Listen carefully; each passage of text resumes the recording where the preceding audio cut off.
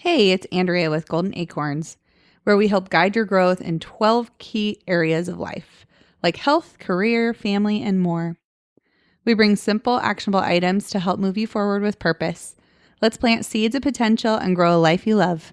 Please share and enjoy. It has been a minute. Yeah, so in regards to that, I had an idea this morning. Ooh. We've already decided what we were going to talk about, but I think something that we should have done in the very beginning is tell people what the hell we do. What do we do, Andrea? What do we do? And I think that's important because you guys can understand, for one, like, who are we to even give you advice on anything, right? That's a good call. We've kind of told you about our struggles, but we haven't really told you where we're at now. So yeah, I thought that'd be fun. Okay. What do you do on a daily basis? Well, I will say that I have like the kind of anchor job of W-2. Yes. So I'm a car wash specialist, and well, I'm talking to you like you don't know this, but it relates to the audience. Please tell me. Yeah. So I'm a car wash specialist / consultant. So anything to do with car washing, whether it's building, replacing equipment, just questions about it in general. I help individuals with that. So they already could be in the market. They could be new to the market. They could just have chemical questions. Like it's fun. Yeah. You love it. I do love it. And it's funny, when I started, everyone was like, oh, once you get in the car wash industry, you never leave. And I was like, okay, whatever. And I've seen it. I've seen people leave and then they're back like a year later. And like, I love it. We're building our own car wash. So it's true. I don't know what it is about it. It hooks you in. It's a cool industry. That's the second thing that you do. Besides what, being a father and a husband? We're building a car wash. Oh, that's what the second thing is. Yeah. And we're building our own car wash. So yeah, I've been doing this for 12 years for everybody else. Especially when we're like, I meet with somebody that's struggling in the industry, or like they're very set in their old ways, or just like, oh, I've had this equipment for 15 years and all of a sudden I'm not making money. Like, I get a lot of people like that where I come in and help them go, hey, here's, some industry standards outside of what you do, because car washing is very compartmentalized. And when you get out into like these little towns, like they don't know what's going on. They just know their town. They don't know what technologies to bring in or practices. So yeah, I've been doing that for 12 years. I was working with people and like bringing them up to par, teaching them new things. I love your analogy to a car with car wash. I mean, it kind of goes hand in hand. Oh, like how, like when guys are like, oh, my equipment still works great. And I'm like, okay. I'm like, do you drive a 1964 Buick right now? You could, and it'd get you from A to B, but it doesn't get as good a fuel economy. It doesn't have as much power. Yeah. It doesn't have, like there's all these things that have grown with technology, and car washing doesn't have power windows. It doesn't have an AM FM radio, right? The things people expect. Exactly. And you got to keep up with that, right? 100%. I mean, that's every industry, I think. Yeah.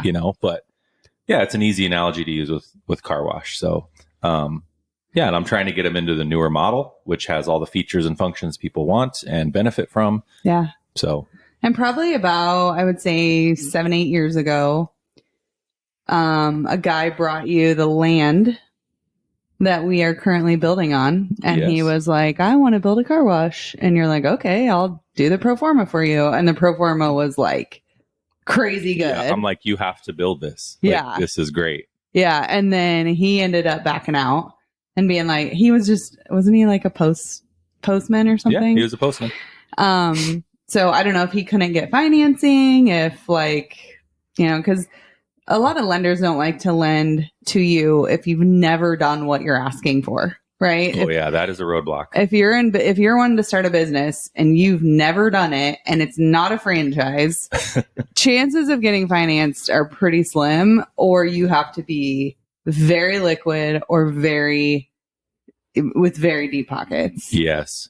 Yeah, because they're securing it with either knowledge or finances or something. So I think around that time we printed a picture of the lot and hung it on our desk. Oh, we printed off the flyer, the sales flyer. Yeah, the OM for it from the realtor. That's funny. And you're like, I want to build a car wash someday. And that was kind of we weren't necessarily assuming that would be our lot because shit, this was 7 years ago. It's like, well, that's going to be gone. Even the price of it was like, we can't do that. Yeah, we can't. Like, we can't there's do that. No way. So, I think we should talk about our journey to how we got to the point to where we could build a car wash. Okay. You think that's going to tell people what we do? Yeah. Our journey. Okay. I I haven't had a W-2 since I was 25 years old. So I'm a little different. When you say entrepreneur at heart, that is you.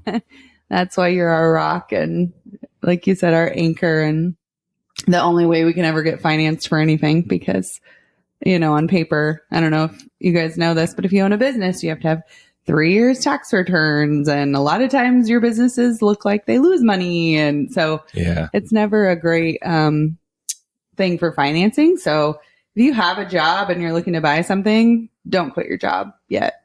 Yeah, exactly. Get that first. Or if you're planning on going on your own or doing contracting or 1099 work, plan on, hey, I need to do this for 2 years before it's going to really before count. You can buy a new house, before you can buy a car, there's a lot of things. Makes it a lot more difficult for sure. Yeah. So I've always had a W-2, which I'm fine with. I'm more of the worker bee, I'll say, like we've determined that just through our life that I like working. But I'm like 60-40, maybe a little, maybe 70-30. 70% of me likes having a job, likes working. Yeah. And then I'm like that 30 to 40% entrepreneur mind. Yeah. Where you are like 95-5, maybe. Yeah. That's not to say I'm not an amazing employee. No, you just would rather. I'm just the kind of employee that everyone's threatened by when I start there because I want to like improve everything and make it all better for everybody. And I like to rock the boat. People don't like that. So, right. So that's the game of life. I think, that's been something that's helped us out a lot is like, I had the W-2, which I was fine with. Yeah. Which allowed us to kind of do all the other things.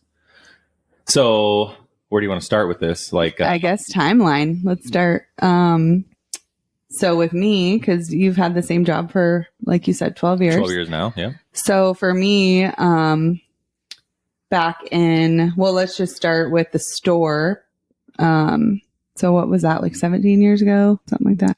Yeah. No, not quite that long for the store. Anyways, back in 2011, I opened a baby boutique. So that was my dream. If you guys have listened to the previous ones, we started as a diaper service back in 2007, with the goal being to open a baby boutique. That was my whole goal behind starting the diaper service. It was like, I can build that up to have enough capital to open a store. And that's exactly what I did. So I had never paid myself from the time I started my diaper service and until I opened my store. And, even when I finally opened my store and started paying myself, it was $500 a week. So, isn't it weird how that can feel like a win and a loss at the same time? It felt like such a win to me though, being 4 years at this point. We had a baby in the meantime. Mm-hmm. He was like living with me every waking moment we were together. And so, I was being a work from warehouse mom. We had a laundry warehouse and he was with me every day and, working my ass off. Right. Okay, so for no money. So, for future money, for the goal. Right. And I did it. Like, I'll never forget when I called the banker because they hadn't gotten back to me. And I'm like, God, when am I going to know about this money? Like, am I going to get the store? And the only way we were able to get financed to open the store, we had great credit, but we had no capital, right? So we actually sold our home, our very first home, our live and flip. We talked about that. Mm-hmm. And we moved to Omaha and we had made like 20 grand on that house, something like that. So we had that as like liquidity to put down on the house. It's like our only asset we even had. And because I was a woman-owned business, being woman-owned, actually the banker, which really put a bad taste in my mouth, but he was like, the only reason we're giving you this loan is because you're a woman. I'm like, okay, well, thank you for the money. I appreciate Right. it. Yeah. What did you mean by that? Yeah. But before that, getting that call, I was bawling. I couldn't believe all this hard work and the thousands and thousands of dirty diapers I had washed were paying off, and I got the chance to start my dream. Yeah. It's amazing. Yeah. And that was only a $75,000 loan. I mean, it's not like it was. Which was huge at the time. Oh, God, yeah. God, it was crazy. Yeah. So that's where my journey started in business. Fast forward, there's been a lot of ups and downs in the retail world. Online shopping didn't exist when I opened my store. And so we've pivoted through that. I've actually sold my store, and then last year got it back because the girl just couldn't hack being an entrepreneur. And so this last year, I've really been debating what to do with it. Because even before I had sold it, I was pretty absentee from it for a while. And we'll get back to that timeline, but with real estate. But now we're going to grow it up and sell it in a couple of years. So we're getting ready to open our second location with that retail location. And I'd like to have 3 or 4 and then offer it up for sale and exit. So that's my goal with that. Isn't it a crazy thing about business how you can start with these plans and like this vision and just it changes with it does. Economy and with things that happen. And I mean, it's wild how it has, and you have to be adaptable. Like you cannot be concrete and like, here's what we're doing. In 3 years, we're selling. Like, no, it might make no sense or something could happen. Like just, it's wild. Well, I mean, talking about making no sense, like when we had to pivot from being a baby boutique into being a kids consignment store, which is great story, which is what we are now.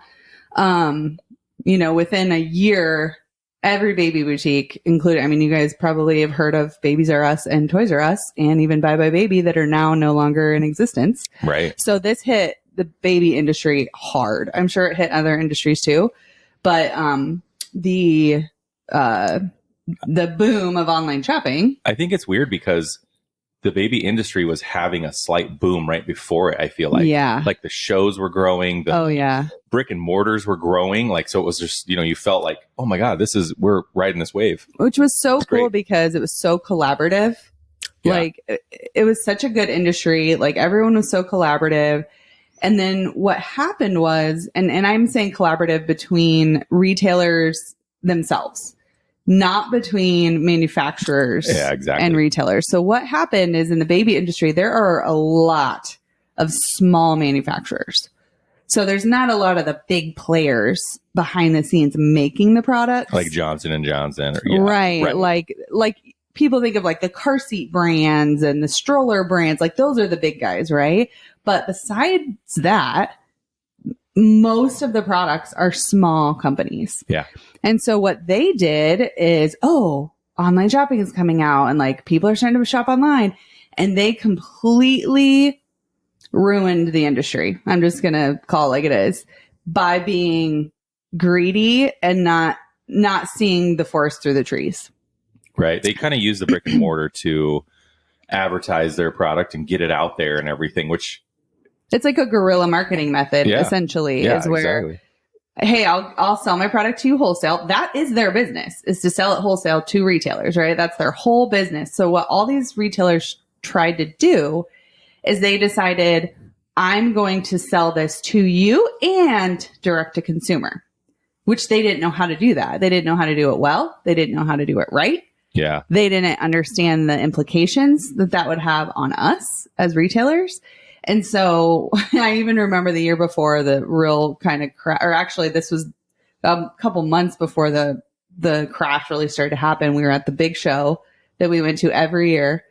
And I was talking to one of the vendors and she's like, yeah, we're just, we're really struggling with all these shipping, like getting all these orders out to consumers and like complaining to me as a retailer that they've completely competed with directly about how hard it is to do what we've been doing for them for all of eternity. Right. Yeah. And I was just like, is this real life? Like, is this happening? You're complaining to me about all the orders you have to ship out and how demanding customers are. And I'm like, you just ship, $1,500 to me and I deal with all that.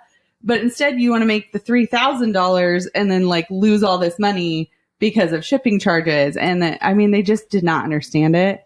They didn't understand what they had, right? Correct. Yeah. They thought the grass was greener. Well, they wanted their cake and eat it too. They're like, we want to sell to you and to the other consumers. Yes. But they were cutting us out. Yeah. Essentially. My biggest, so to give you guys an idea of what was happening, and this was happening around all companies. My biggest manufacturer of a baby carrier, which is where you like wear your baby. I was one of their very first retailers in the United States. I remember that. And I sold a ton of their carriers. It was a big part of it was probably 5% of my business. And they started doing Facebook ads for 30% off retail of their carriers. And so I'd call them and be like, hey, what's going on here? My shoppers would come in. I would spend an hour with them teaching them how to use this carrier. And then they're like, oh, well, I have a 30% off online. So they would it was called showrooming. They would come in and showroom me, spend my time, my money, and then walk out with nothing. Like sometimes people would literally buy it online on their phone right in front of me.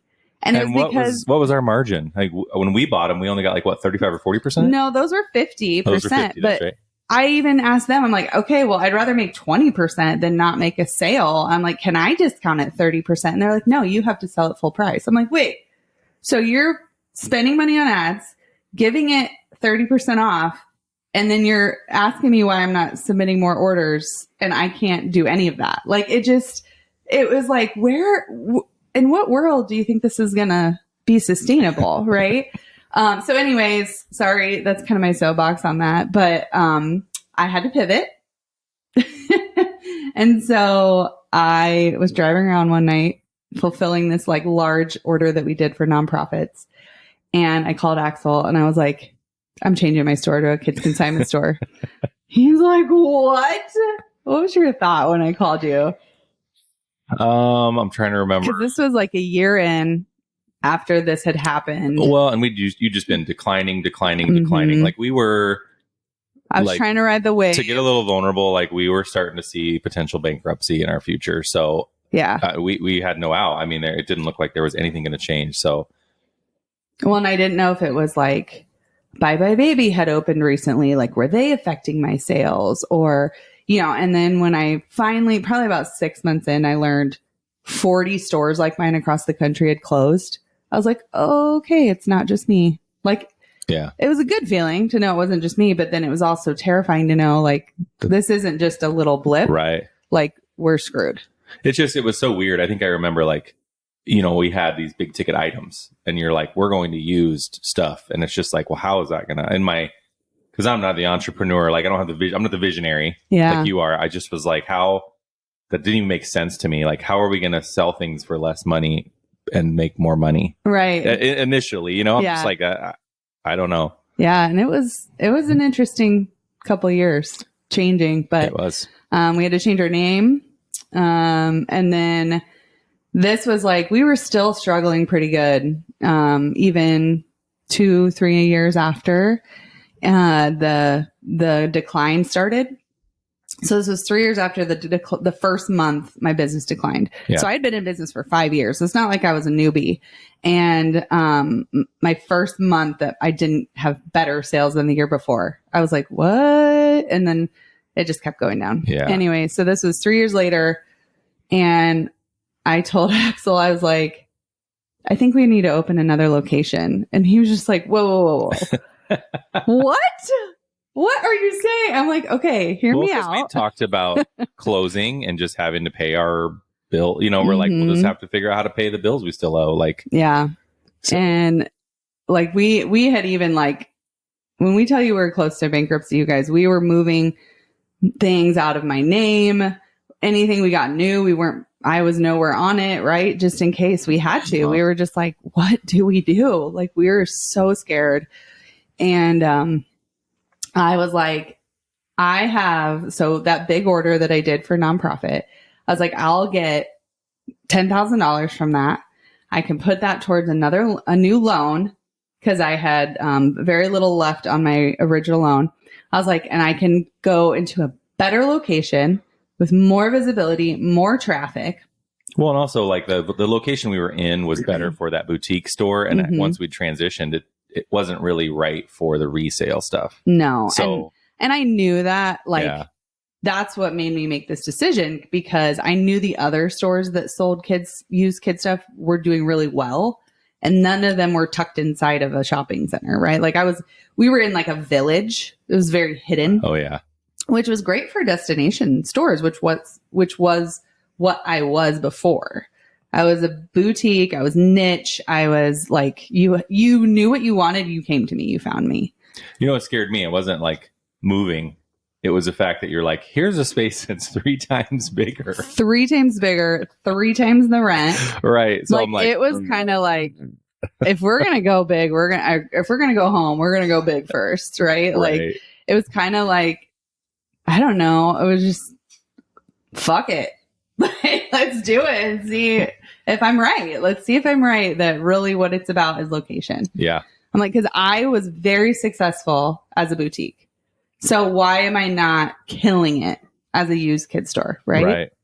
And so that's what we did. I again, thank God for being a minority, I guess, because there's a nonprofit lender here in Omaha that does micro minority loans.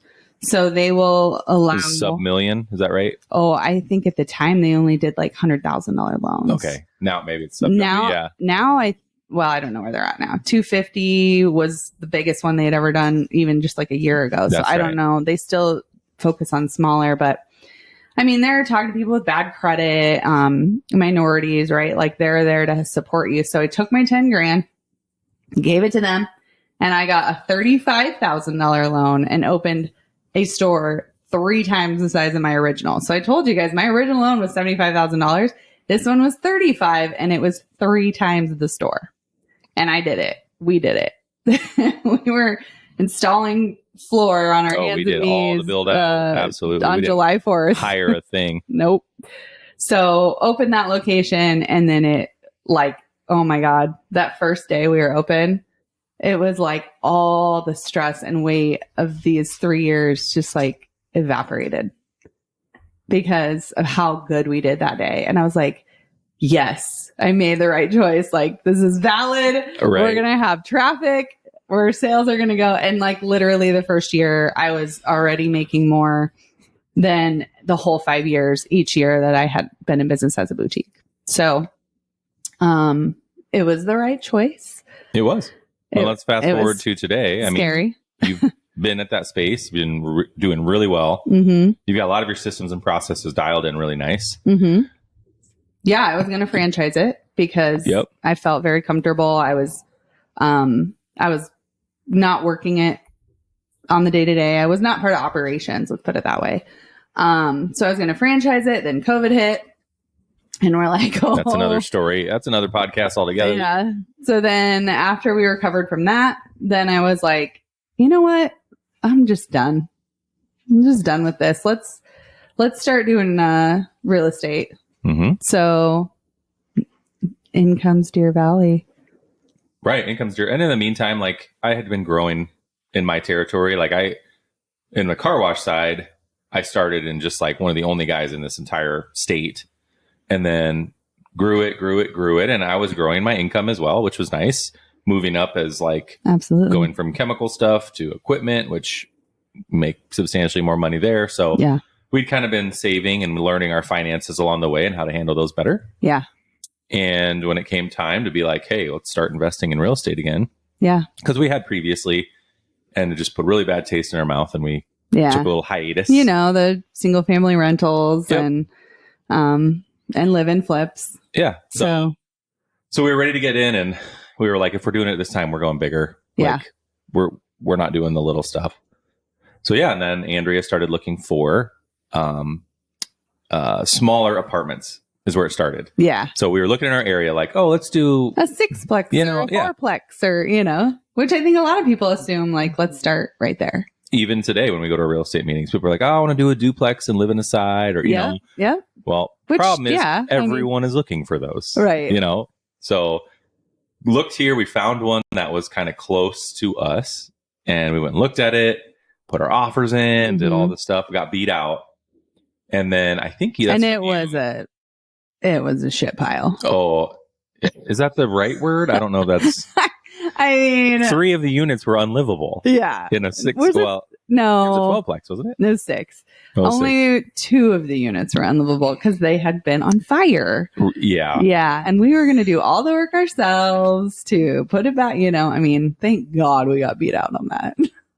What was it right after that when you were like, we were just getting really disheartened because we kept looking at them and they were way above our budgets for these like shit piles. Yeah. You know, with minimal units. Like Axel said, he had been growing his income, and obviously we had gotten accustomed to living baroque, right? So we kind of tried to stay. I mean, I would say we came out of that scarcity as far as like, are we going to eat this week? Right. But aside from that, like we were just like hoarding money, knowing we wanted to invest it. Mm-hmm. So we probably at this point had about $75,000, $80,000 in cash. Like that's what we wanted to buy. And originally we're like, okay, we could buy a single family home and we can, right, and put a lot down and have great leverage and make really great cash flow. And then I was like, or what if we found like a cheap multifamily? I'm like, and then we're making like, well, this one, I was like, wait, we're getting rent. I mean, the rents were only like $500 it was a month. Low. But I'm like, wait, we could get rent. We could get $500 a month times 6 people. That's $3,000 a month. Whereas like a single family, we might make $1,800 and it's the same cash. Right. I'm like, so wait, that makes more sense. Like it was such a stupid like light bulb moment to be like, well, why wouldn't we want more money from the same building? If we're going to get the loan anyway, right? Right. Yeah. Yeah. And like the rule of occupancy, right? In a 6-plex, if one goes down or someone moves out, well, we still have 5 units making us money. Where a single family home, if someone trashes it and it takes 2 months, you're not making money. Yeah, you're out. So that was the first big light bulb. And then this was after COVID. Mm-hmm. So I was like, God, like there's this hotel that had been vacant, huge one. I mean, it would have been way over our ability, but I'm like, wouldn't that be cool as apartments instead? But it was the catalyst, you know, for your thought process. Yeah. And so then I was like, well, maybe we should look for hotels. Like those are already like apartments and we could turn them into apartments. So I found one in Colorado. This was February of 21. Mm-hmm. And it was only like $300,000.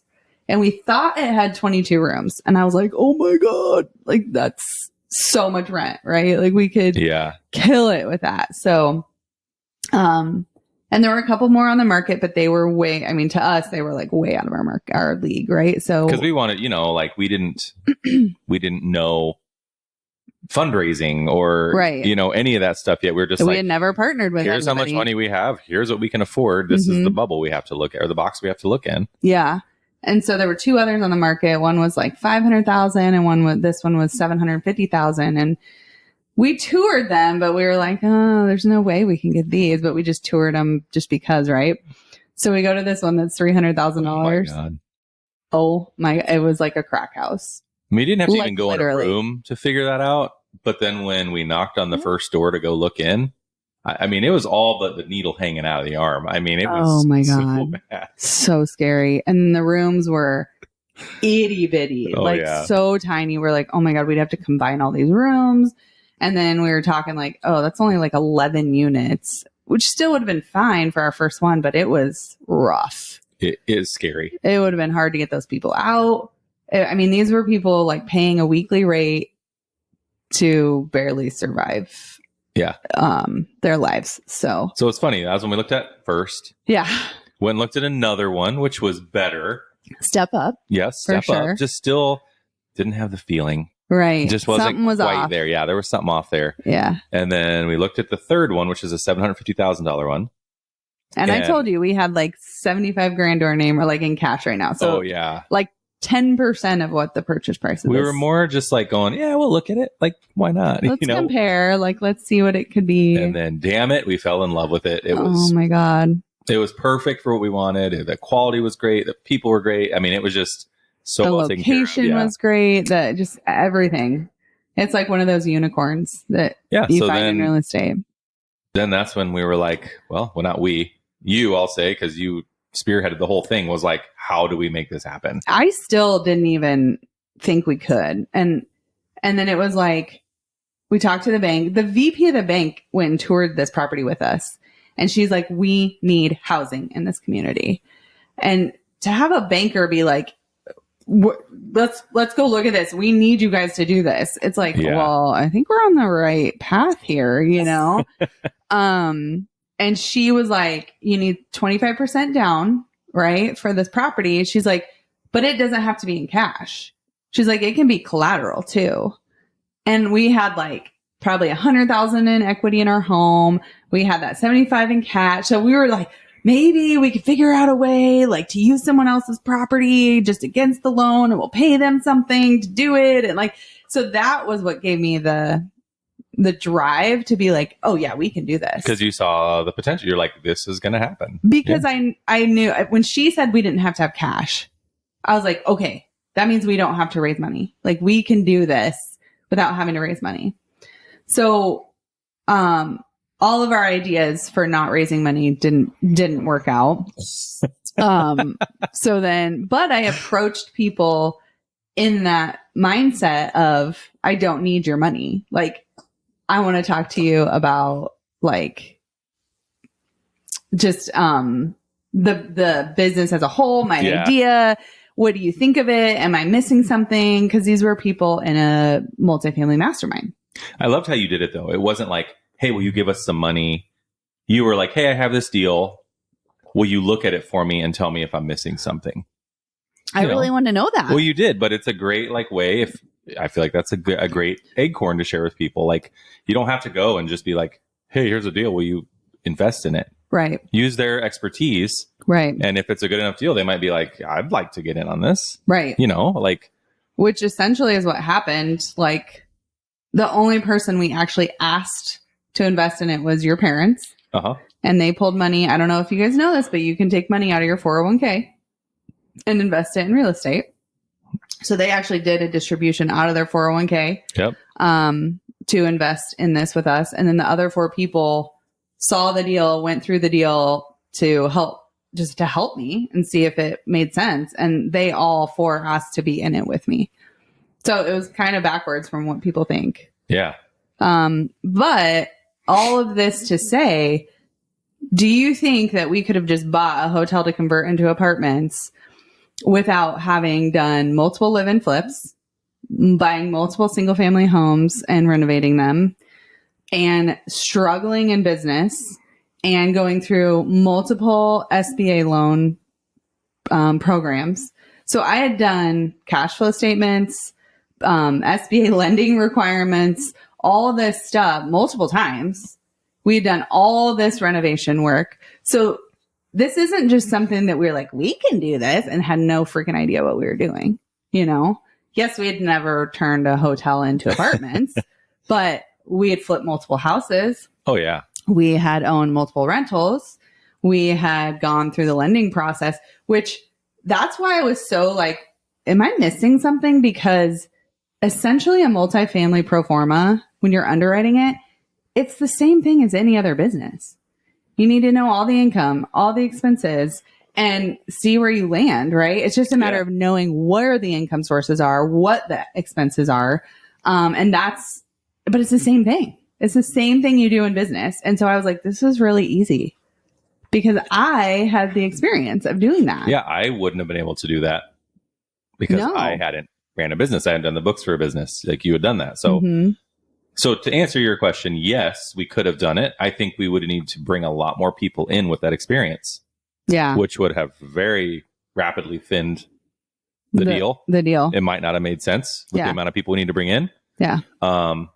I went out and did a ton of work myself because we had some contractor issues. So like, I don't know if that would have happened. It could have taken a lot longer. Yeah. So yeah, I mean, anyone can muddle through anything, but I think when you really become successful at them is when you understand it, or the things that you can do, or bring your expertise into it. Yeah, exactly. So, I mean, if we would have never done anything like that, it would have been so easy to take advantage of us for someone else. Oh, yeah. And we see that stuff happen. Yeah. So yeah, that's, I think, what the education pays for is your CYA. Yeah. If you don't want to do it yourself, like it's covering your ass, when someone's not screwing you. Right. Or if you've never owned any real estate and then you want to buy a 100-unit apartment, maybe not the best path forward. Like, unless you got a great partner. That's what I mean. Experience, yes. Like someone in the group has to know what they're doing. They have to have experience. They have to know, what it takes. So, the day we closed on that property, I wouldn't say the day we closed, the day construction finished, our net worth went from pretty much zero, right? At the time. I mean, we had our $75,000 in cash. We put that into the property. So we were back to broke, right? We were like, put it all in. And, that property, so we had 1.1 million into it. And once construction was completed, we got an appraisal because we had to switch the lending from construction to permanent. And our appraisal came back at $2.6 million. So we basically became net worth millionaires in 9 months. Yeah. From that, amazing. From that property. I love that. So another golden acorn. Hotels values are garbage. Yeah, to sell. Yep. Yeah, to sell. Yeah, so to resell them. If we would have just got the appraisal on the hotel, it's weak. Yeah. I mean, there's no leases backing anything up. It's very poor. Now all of a sudden you get leases in place, turn into apartments. Bam. I mean, yeah, it's crazy how the value goes up. Yeah. So completely different. Multifamily versus hospitality. Oh, two completely different assets and two completely different valuations, even though they're the same building, right? For us, they could have the same finishes. Yeah. I mean, it's wild. Yeah. Just the use.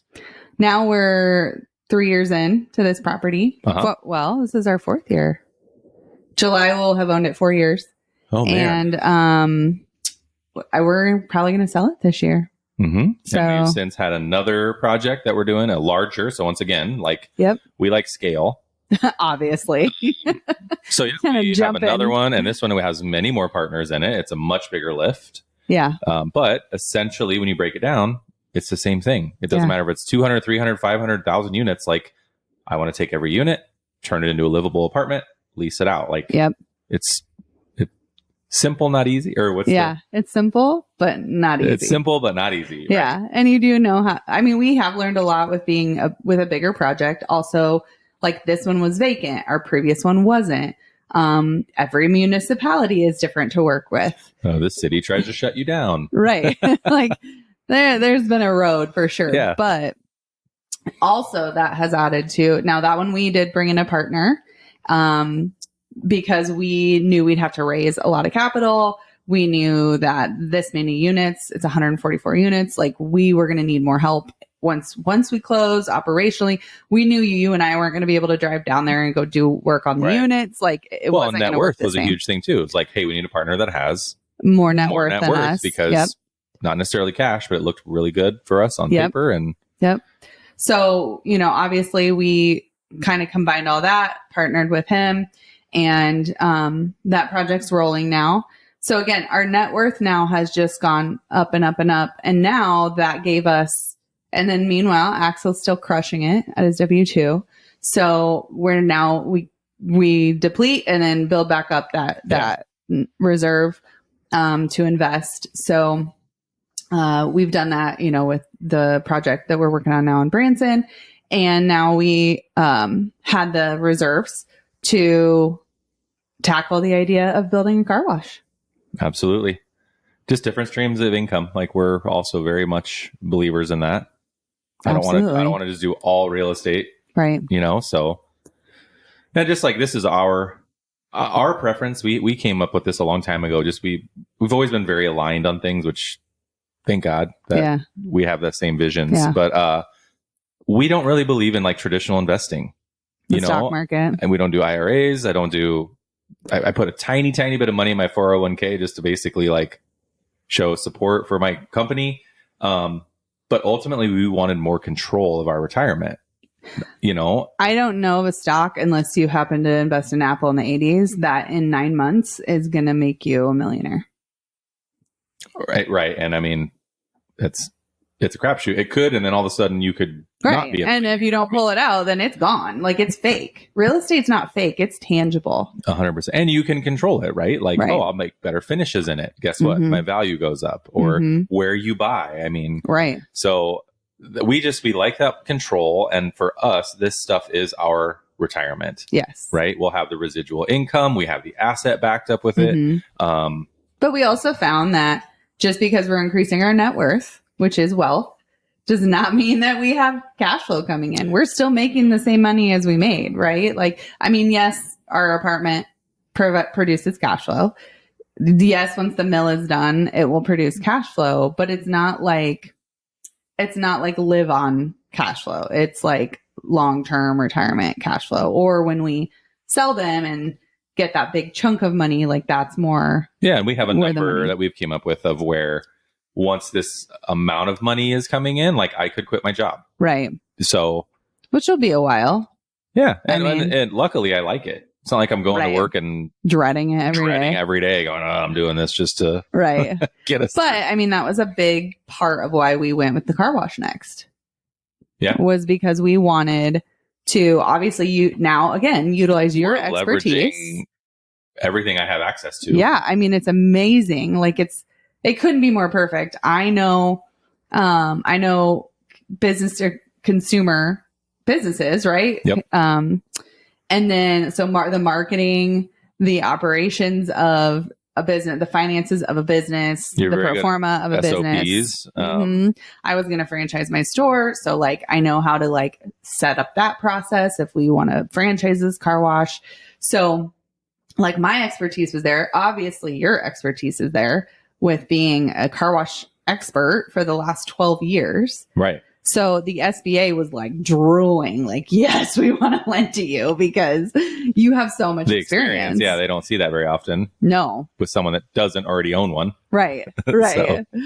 And I would say, I mean, I definitely had to push you to be like, you deserve to own your own. Like, it's time for you to do it. So blinded too. So I looked at the lot that we bought. I underwrote it for 2 other people. And both times I'm like, God, I just wish someone would do this. And I think the second time I told Andrea, she's like, hey, dummy, we could do this. And then I was like, oh, we can do this.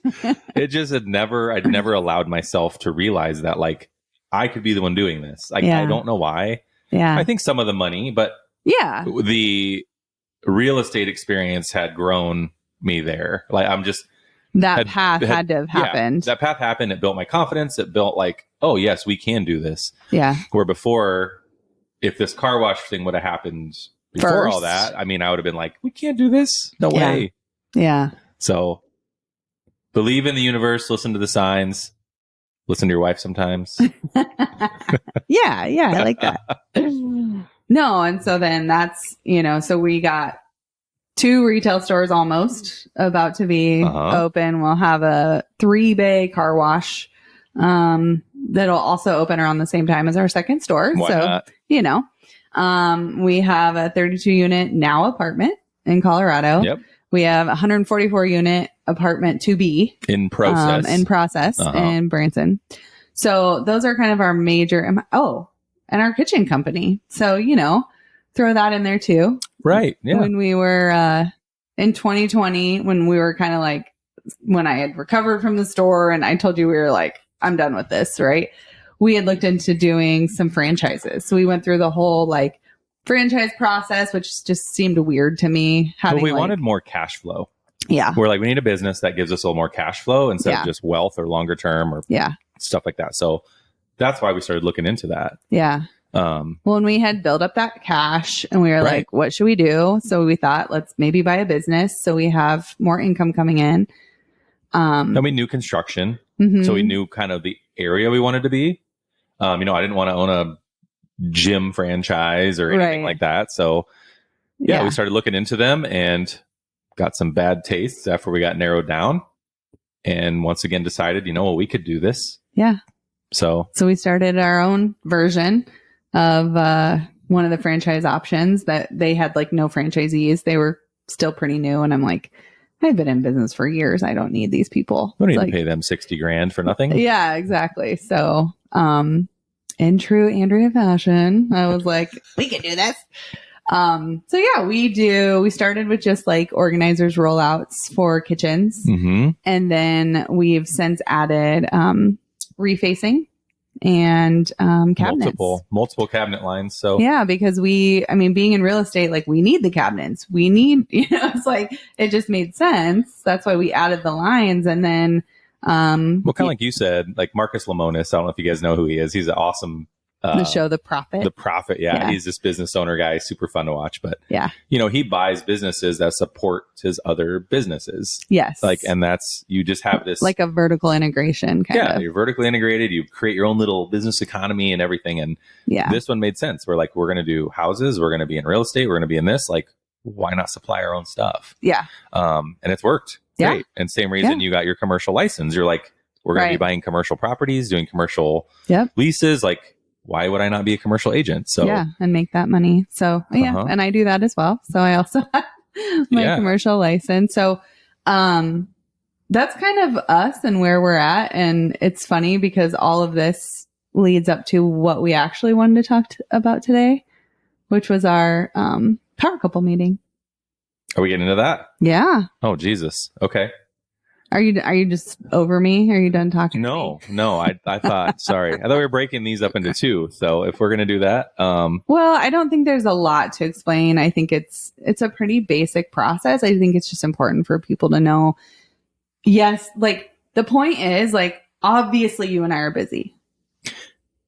Yes. Right. There's like a lot going even on. Getting these podcasts in have been a challenge. Like we are, but we love it. Like we love helping people and we want to share this journey and we want to. I think that's a really big misconception though. Even people like friends of ours and stuff will be like, I don't know how you do it. You're so busy. And it's like, that's up to us to determine if we're busy or not. Like if I'm not watching 16 hours of TV a week, you know how much time that frees up? There's a lot you can do in that time. If I'm getting up and going to the gym at 4:30 and I'm back home by 6:30 before anyone's awake. Right. Did that take any time? I mean, right.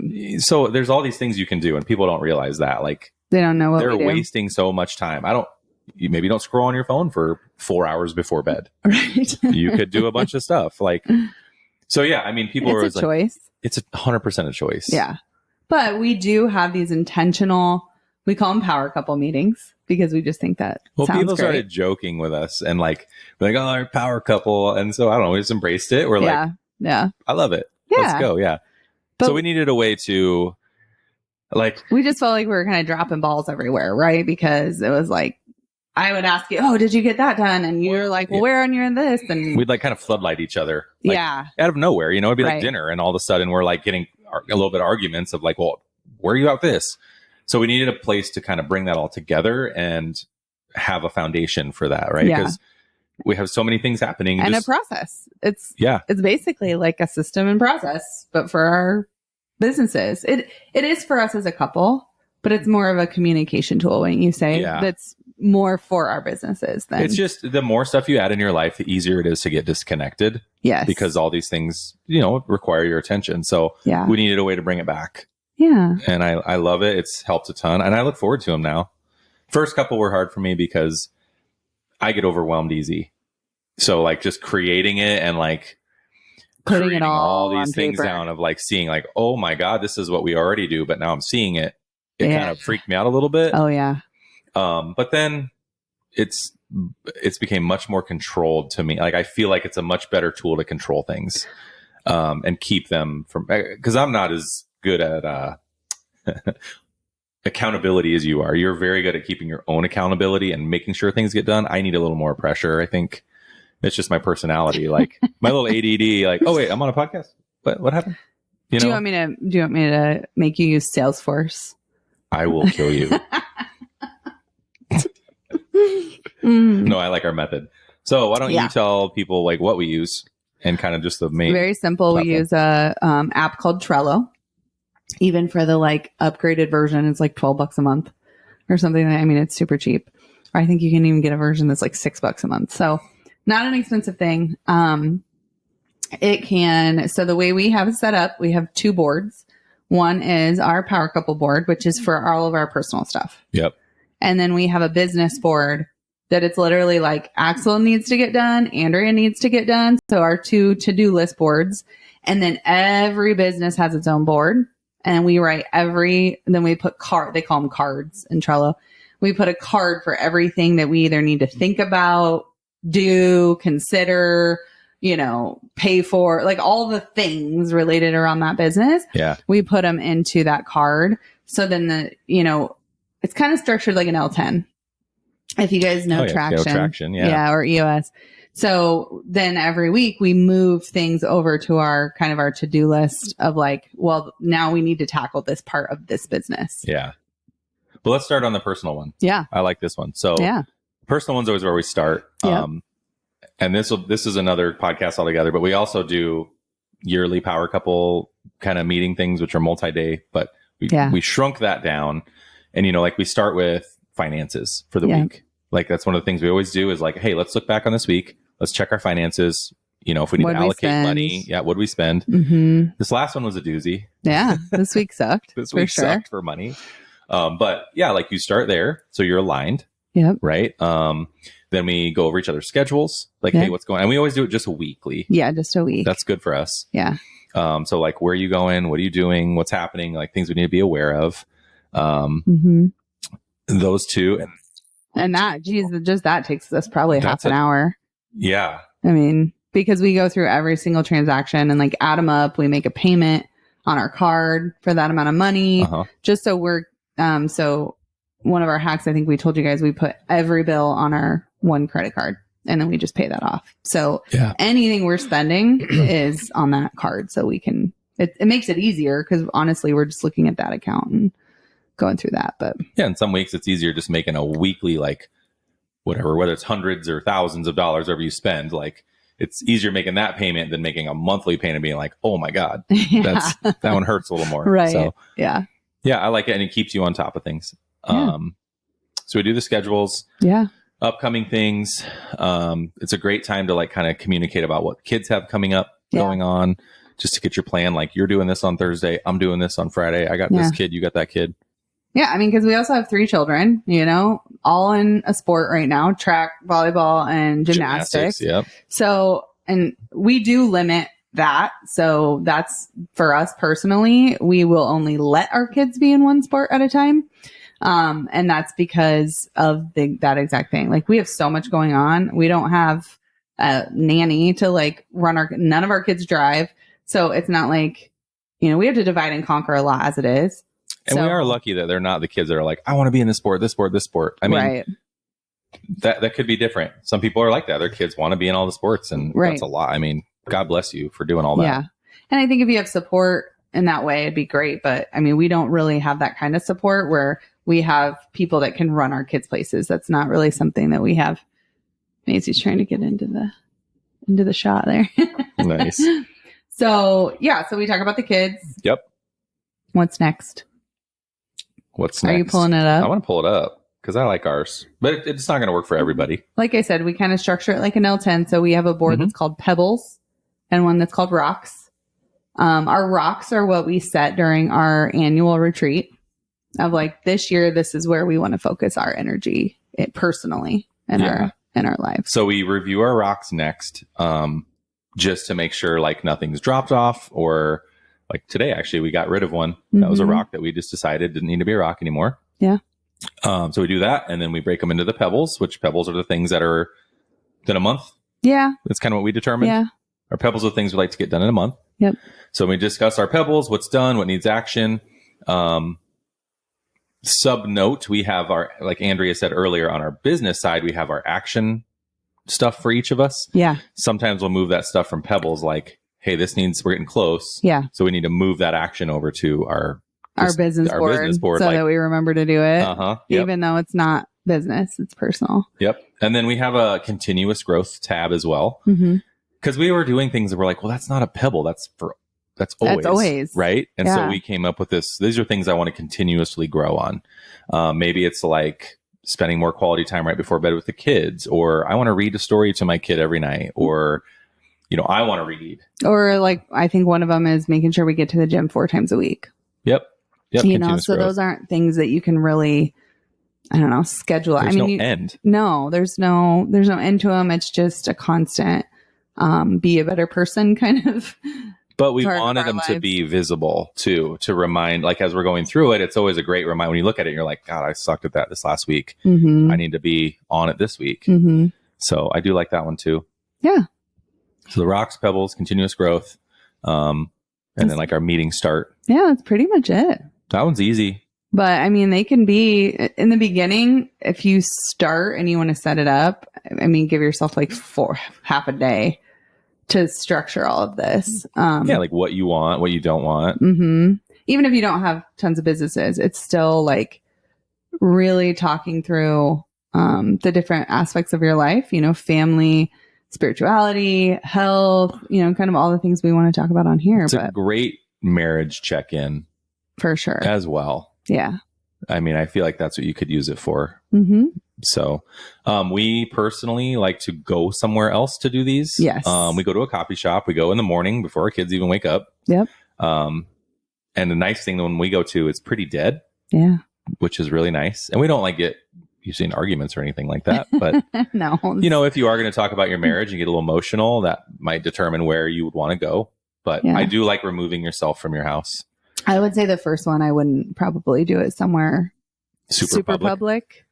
Because, you got to talk about some harder things.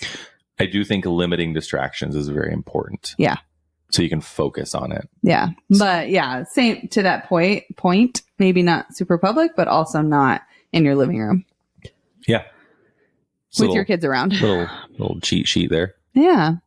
Yeah. And then the business one, if you guys have, and keep in mind, you don't have to own businesses. It's just like, you could have one for your kids' sports. Yeah. Like here's for Riley's soccer. Maybe that's a one. And because that might be a whole freaking business in itself. Exactly.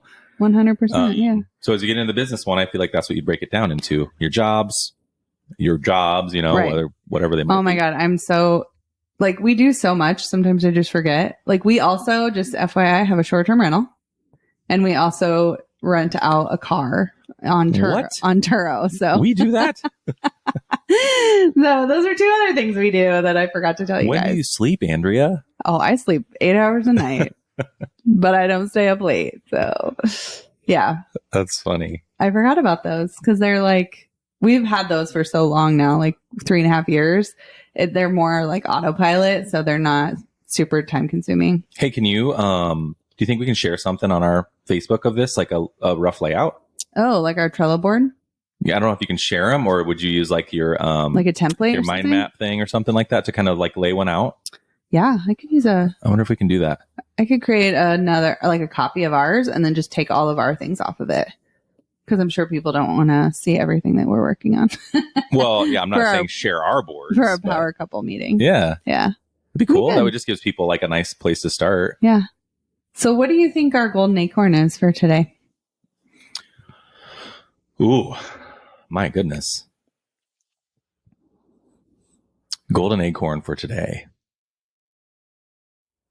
I think it's the power couple meeting, like being consistent and aligned, intentional. Yeah. With your marriage and your partnership and your week. Damn. That was good. What do you think it is? Would you say the acorn. Same? No?